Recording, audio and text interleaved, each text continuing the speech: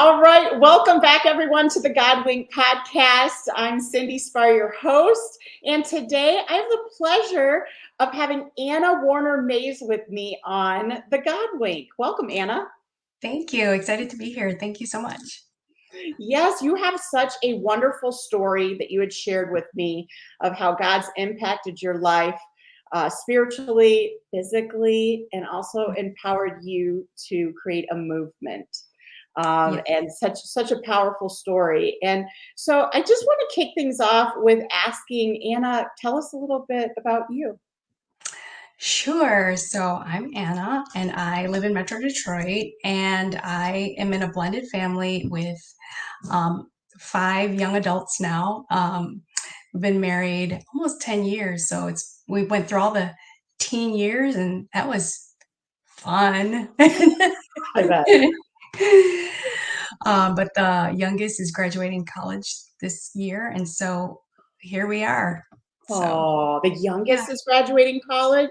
Yes, Wow. yes. How do you feel empty nesting? It's still got its moments, there you hear two sides, right? You hear the yay, uh, but I'm not there all the way. I mean, it's nice to have the freedom, but it's not like I just miss the hustle and bustle sometimes. Mm. Sometimes.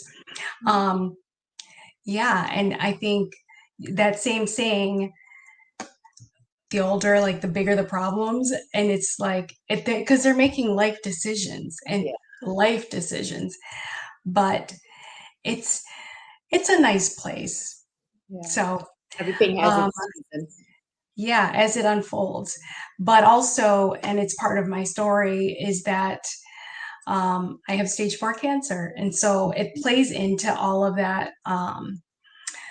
My love language is time. And so it all plays into that. So there are definitely peaks and valleys of being an empty nester for me.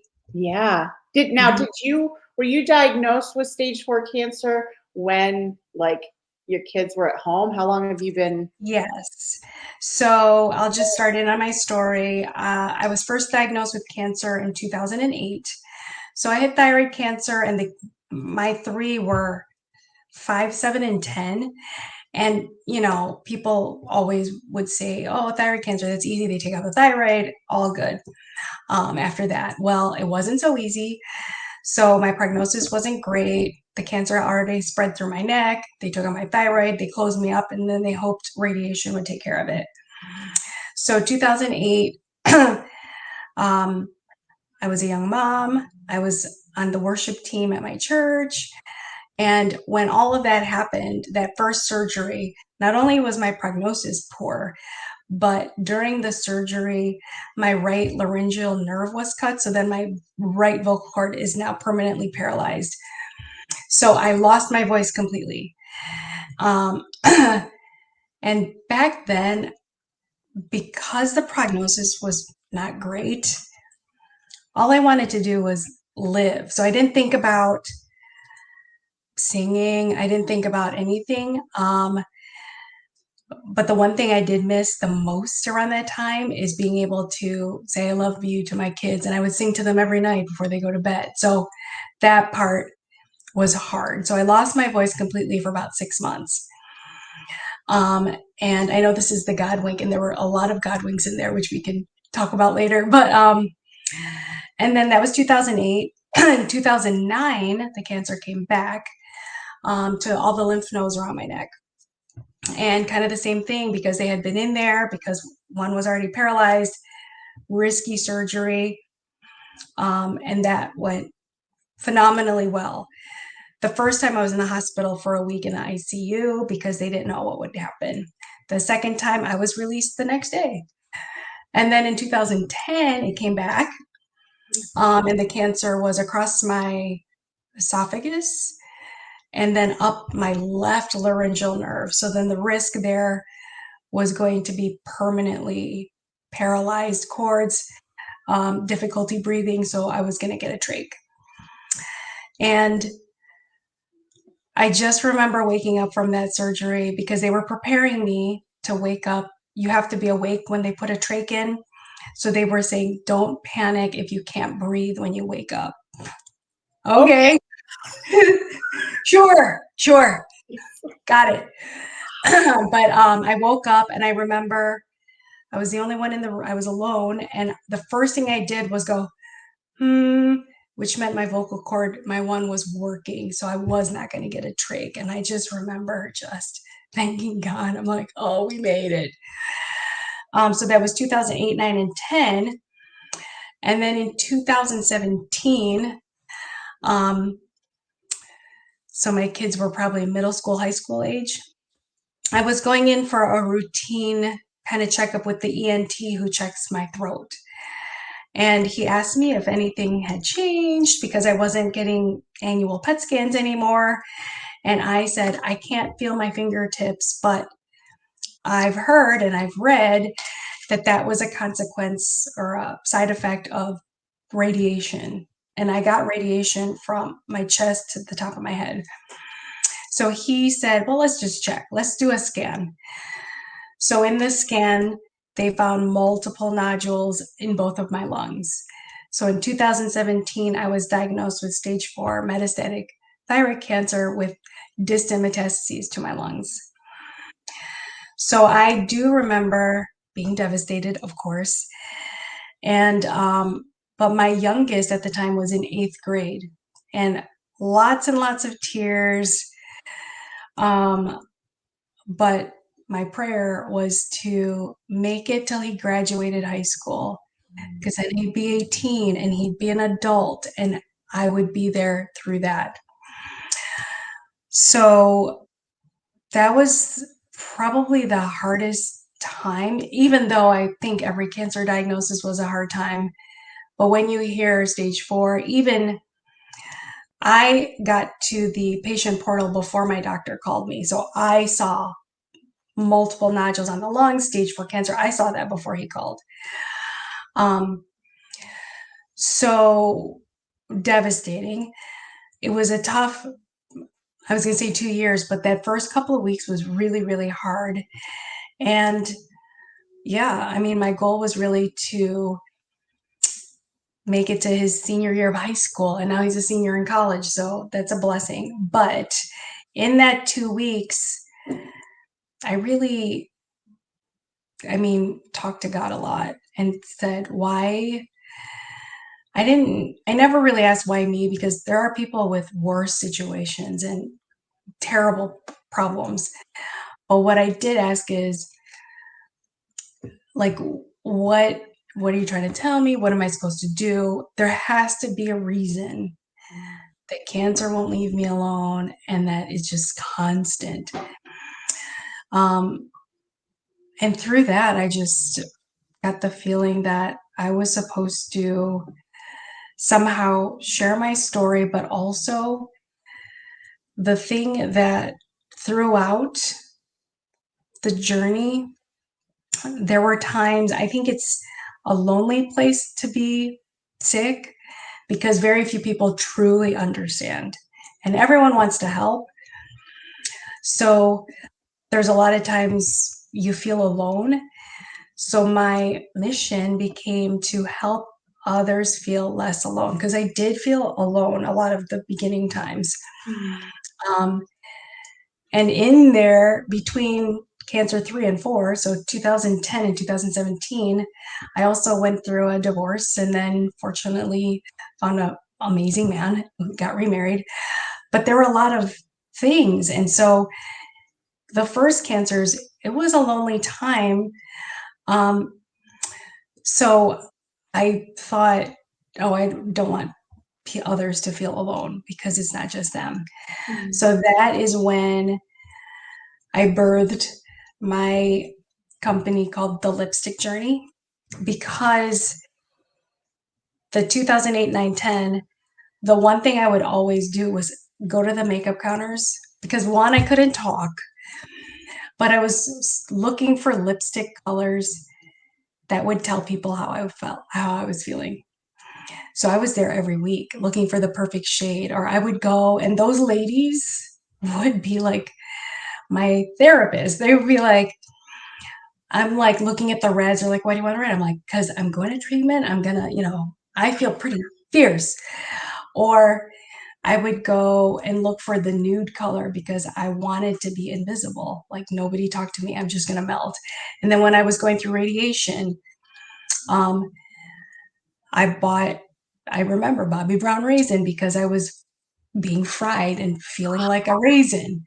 So it was constant. But from that, I'm a big journal person. So I was journaling this, and then I started emailing my friends because I was getting constant questions. How are you doing? And I couldn't talk. So I was emailing, and those emails went far and wide.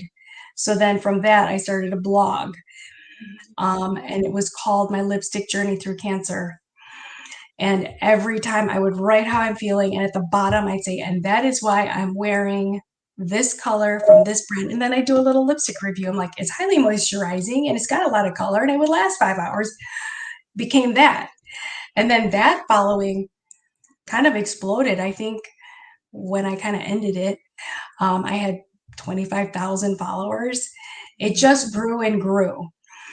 Were there a lot of cancer followers? Like, Just yeah. random, just Wow. random people following. But then when it came to 2017, when I thought, how am I going to help people feel less alone? At first, my mind was like, I'm just going to go sit with people at cancer centers. I'm going to sit right next to them. I'm going to hold their hand. I'm going to pray for them. Um, but then feasibility, my kids were still in middle school and high school. Is that going to happen? I'm like, when am I going to have the time? So then I thought it's going to be with lipstick. So So within 2 weeks of that diagnosis, I was on Google trying to figure out how to make lipstick from my home, how to do that. And that was time consuming. So then I started making calls to manufacturers who could get it out quick because I didn't know how much my prognosis wasn't great as well, how much time I had. So I wanted it out quick. I had colors in my head. Um, and I didn't want to have to buy a bunch and have inventory because again, I didn't know how long I had. So I found a manufacturer who connected me with a cosmetic chemist. And so after that first month of being diagnosed stage 4, I signed a contract. I'm like, okay, let's do this. And they told me 3 months. I'd have one formula, 5 colors, 3 months, it'd be done. 18 months later, Wow. 18. the lipstick journey launched because in that finding the formula alone was because they were based out of Utah, was back and forth mailing like, what about this? Test. No, I think it needs more moisture. Send it back. What about this? So that went back and forth, and that took probably 6 months. And then the colors, translating the colors I had in my head into a product and having it test me, test my friends, test. I'm like, no, I don't like how that looks. Okay, more brown. That took forever. But then I did launch, and the whole time I'm getting blood work and scans every 3 months and still not knowing. But I launched the company, and at first my idea was to give partial proceeds back to cancer organizations, and not just like American Cancer Society or Susan G. Komen, but small ones that were trying to just start out as well. So in my first 3 cancers, I was connected to Immerman Angels, and Johnny Immerman's from Detroit originally. And he started an organization like a cancer support. And they match a cancer fighter with a cancer survivor of the same cancer, and they walk with you. So I decided to give some of them proceeds to them. And then there's an organization called Fighting Pretty. Somebody sent me a box. They send boxes of goodies to cancer fighters. And then there's an organization called Twist Out Cancer, art and art therapy, art support in different forms. And I used to be a singer, so all of that came together. So those were my 3. And then it evolved into pandemic, and then it evolved into buy one, give one. And my goal was to give away 2020 lipsticks because 2020 was a monster. And I surpassed that. So it's been an incredible journey. And through that, I realized I thought I was helping other fighters and thrivers feel less alone, but at the same time, they were making me feel less alone because the emails and letters and things I would get back, it would just make me cry. They still do, you know, and not everyone survives, which is always not a great day for me because their family members will message me on Instagram or email me and say, she really was excited about your lipstick and your cause. Thank you for thinking of her, blah, blah, blah. So it's been great. So it's been great. Like now, what happened to? Are you still doing the lipstick thing? Yes, so I'm at the 5-year mark with my company. We just had our 5-year anniversary and it was in a great trajectory, but honestly, I'm tired. So because the whole time I still have cancer, I still go to scans. And um the the whole social media aspect is hard and just all of that. And so I ended up like even in the past 6 months just giving away. I just want to give it away. The buy one give one became here, take it all, you know. So I decided to become a nonprofit. So I'm in the works. And instead of the whole company being a nonprofit, I think I'm going to fall under a nonprofit. So that is in the works for now. So So good. So do you ever sing like anymore? it's really hard, but my voice physician who's been watching me, he has an annual concert. So he has his patients that have had issues get up there and sing a song. So I've been doing that probably every year since 2011, with it only missing the pandemic year. And I cry every time because my voice is different. Um, but I can do it.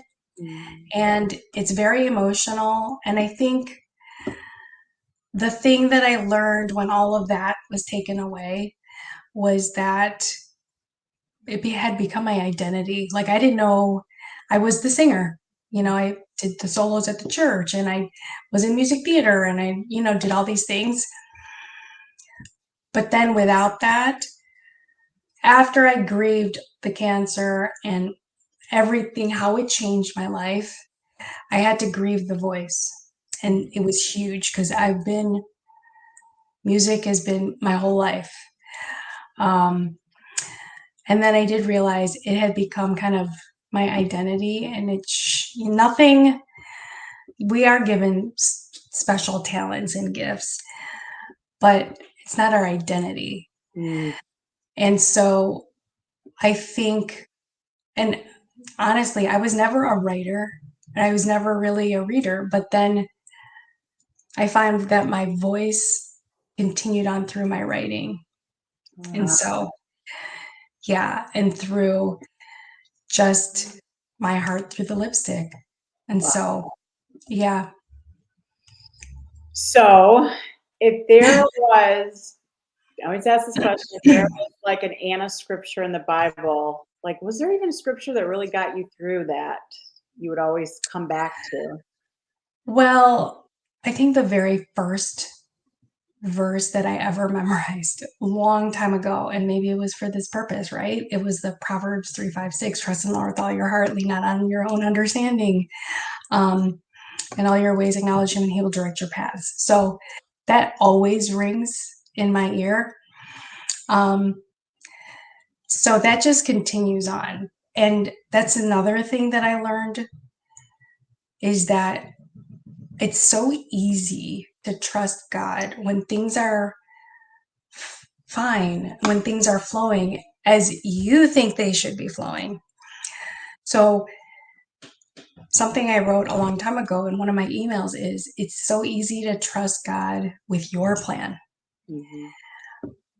But when you realize he has a different plan, you kind of don't want to trust it. You're like, wait. That wasn't my plan, Yeah. right? Mm-hmm. So the whole trust in the Lord with all your heart takes a different meaning when it's not going as you planned your life to go, right? Mm-hmm. And so it's a constant, it's not a struggle. It's just a constant being open, Mm-hmm. and grateful and accepting. And I have to say, one of the first God winks that I can recall in this whole journey was right before I woke up from the first surgery. And I thought it was just like 40 minutes. They took it out and I'm just waking up. But I'll never forget it. Is before I opened my eyes, I saw a vision of me on a stage, black curtain, light on me, singing It Is Well. I'll never forget it. And I remember it was like, It is well with my soul as well. And when it finished, I opened my eyes and the nurses were right there and they were saying, the surgery didn't go as planned. It took a lot longer. Are you okay? Blah, blah, blah. And I thought they were joking. No. You've been in surgery for 7 hours. I'm like, no. So they pointed to the clock. Wow. But I'll never forget that vision. That you would And have so, to hold on to that yeah, because what was in store? Because you said this was one of the beginning ones, the this surgery. is the first 2008 where everything was bad. Wow. And I have it up here as well with my soul because Wow. I'll never forget it. You have to Yeah, be in tune, because of what the series would end up. yeah. So I Hmm. go back to that. I go back to the verse. And I think when you have continual times of adversity, there is that whole, well, I'm done. If this is what it's about, I'm done. But I can't because of that. And because of all the other God winks every single day, really. Hmm. I Yeah, can't. Yeah. I can't let go of the hand that was holding me through everything. man. It's hearing people talk about coming out of surgery because we had another Mhm. episode where she says, "Yeah, I saw the face of Jesus." Mhm. And I can't go to heaven yet. and I couldn't imagine being in that position. Be like, you like negotiate here? No. Hold on one second. But right, is this open for debate? Yeah. I don't know. But it gives you something to hold on to when he Yeah. does something so special like that. Because he's like, you know what, Anna, you're gonna have to see this right now because you're about to Yeah. start through this journey, and I need you to hold to this truth that it For is well sure. with your soul. When you are in tune with me, I will get you through this. Yeah. Yeah. And it doesn't take out the struggle of it all. There's always struggle. Um, but I know like the end game, like I know in my heart that he's right there, Mhm. you know? Now, if there was one thing that you could speak into a listener that, let's just say, they just entered into some news in their health that can impact them moving forward, what encouragement, what would you say to that person? Honestly, I would just say hold his hand because he's got you.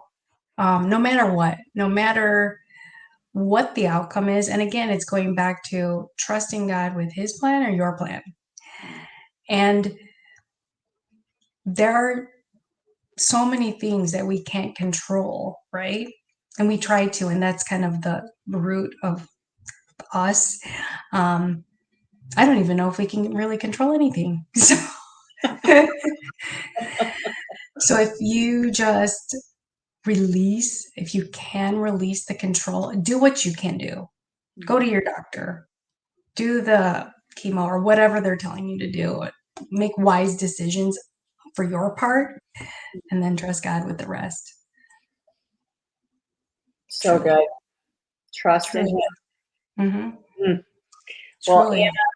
such a powerful story. When I heard it, I had goosebumps. I'm like, oh my gosh, Lord, someone who was was in worship, loved to Mhm. sing, to be just to be stripped of that is like, oh, I could not imagine. But your story along the line of He never left you, He will not leave you, Mhm. or forsake you. Are you going to have some downs? Yes, you're going to have downs, and He knows we're human, like if we're mad, you can be mad. Okay. Yeah, it's okay. It's all okay. He knows anyway. Right. He's like, let's go. It's good. It's good. Yeah, Let it out, yeah, just like dad would say, let it out, yeah. child, let it out. Yeah, Um, but yeah, just to hear how you turned it into a journey in the lipstick part, yeah, of people that can relate to it and create, that's a form of a legacy, of yeah. people saying, oh my gosh, I'm going through cancer. And I think I'm just going to, what did I tell you? Red Lipstick Revolution. I remember hearing Yes, her yes. say about it. She's like, Amber's like, it's our power move, Exactly, exactly. And, with my lipstick, the colors I created, the original 5, I named them after the moods I would be wearing, like, moods I would be feeling while wearing it. So there is the red, there's the fierce, there's the stormy, which is super dark, playful and serene, and then promise, because promise of a new day, and it's a sheer kind of peachy pink. That's my But color. And I'm like, is promise the sheer? That's what I wear. yes, sheer peachy pink, my most popular color. And I want to say people buy it for the name of the mood, but I think people buy it because however it looks on them, Oh yeah. Yeah. Yeah. Yeah, Well, Anna, thank you so much for coming on the God Wink today and sharing your story and how God's working. And I'm going to continue to be in prayer for your journey and your thank health. you. And Thank I do you. believe there's so much purpose in what we go through. And Yeah, someone's got to hear your story, yeah. it is an encouragement. So I Thank you just so much.